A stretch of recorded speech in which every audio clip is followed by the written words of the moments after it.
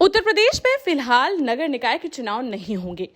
योगी सरकार निकाय चुनाव में अन्य पिछड़ा वर्ग को आरक्षण मिले, यह सुनिश्चित करने के बाद ही चुनाव का ऐलान करेगी।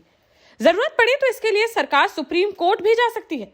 वहीं मुख्य विपक्षी दल समाजवादी पार्टी के मुखिया अखिलेश यादव ने भी अन्य पिछड़ा वर्ग के आरक्षण को लेकर सुप्रीम कोर्ट जाने की बात कही है। उत्तर प्रदेश के निकाय चुनाव को लेकर हाईकोर्ट की लखनऊ खंडपीठ में चल रहे मुकदमे के बाद आए आदेश के कुछ घंटों के भीतर ही योगी सरकार ने ऐलान कर दिया है कि न्यायालय के आदेश के अनुपालन में यदि चुनाव तुरंत घोषित किए गए तो अन्य पिछड़ा वर्ग की जातियों को आरक्षण से वंचित होना पड़ेगा। अनुसूचित जातियों, जनजातियों के आरक्षण के अलावा अन्य सभी सीटें सामान्य वर्ग के लिए खुली होंगी। ऐसे में अन्य पिछड़ा वर्ग पूरी तरह से आरक्षण के लाभ से बाहर हो जाएगा और योगी सरकार को यह कतई मंजूर नहीं है।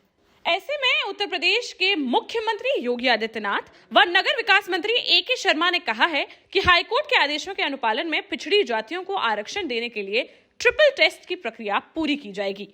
इसके लिए सुप्रीम कोर्ट के निर्देशों के तहत जल्द ही आयोग का गठन किया जाएगा और ओबीसी को आरक्षण देकर ही हम निकाय चुनाव कराएंगे।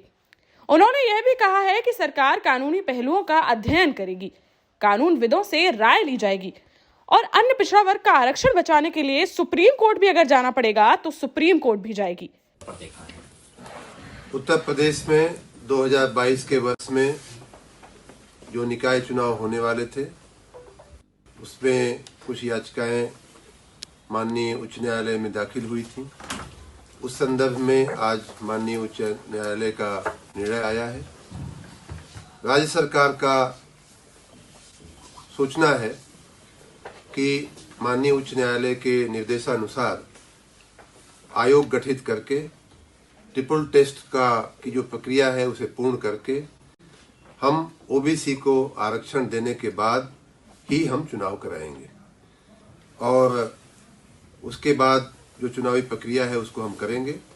हम इसके कानूनी पहलुओं को और भी हम गंभीरता से, गहराई से अध्ययन कर रहे हैं और अगर आवश्यक होगा तो हम सुप्रीम कोर्ट भी जाएंगे। हमारे वकीलों की सलाह लेकर के हम इस विषय में अध्ययन कर रहे हैं। उधर समाजवादी पार्टी के राष्ट्रीय अध्यक्ष और पूर्व मुख्यमंत्री अखिलेश यादव ने अन्य पिछड़ा वर्ग के आरक्षण को खतरे में डालने के लिए उत्तर प्रदेश की योगी सरकार को जिम्मेदार ठहराया है।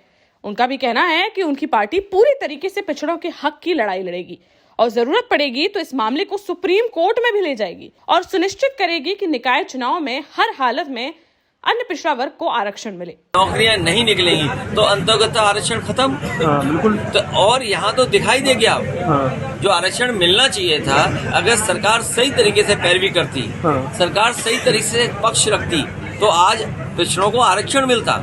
और जनगणना की बात कोई पहली नहीं हुई है बात। आप याद कीजिए जिस समय जाति जनगणना की बात हुई, समाजवादी पार्टी इस पक्ष में रही कि सभी जातियों की जनगणना की जाए, लेकिन आखिरकार भारतीय जनता पार्टी को कौन रोकता है कि जनगणना ना करे? बिल्कुल।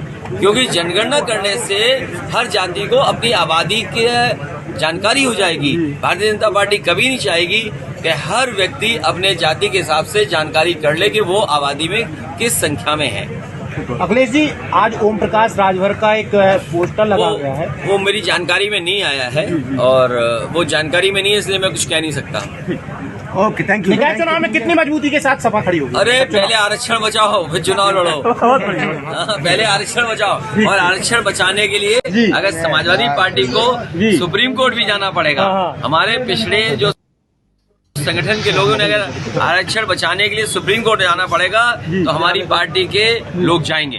ठीक है। तो यहाँ पर अखिलेश यादव भी सुप्रीम कोर्ट उधर जानकारों का यह मानना है कि सरकार इस मामले को लेकर यदि सुप्रीम कोर्ट में जाएगी तो सुप्रीम कोर्ट से चुनाव की तिथियां बढ़ाने के संबंध में जरूर सरकार को राहत मिल सकती है, लेकिन अन्य पिछड़ा वर्ग के आरक्षण के लिए सरकार को आयोग गठित करना ही होगा और ट्रिपल टेस्ट की प्रक्रिया अपनाए बिना ओबीसी को आरक्षण देने की सरकार की योजना पूरी नहीं हो पाएगी।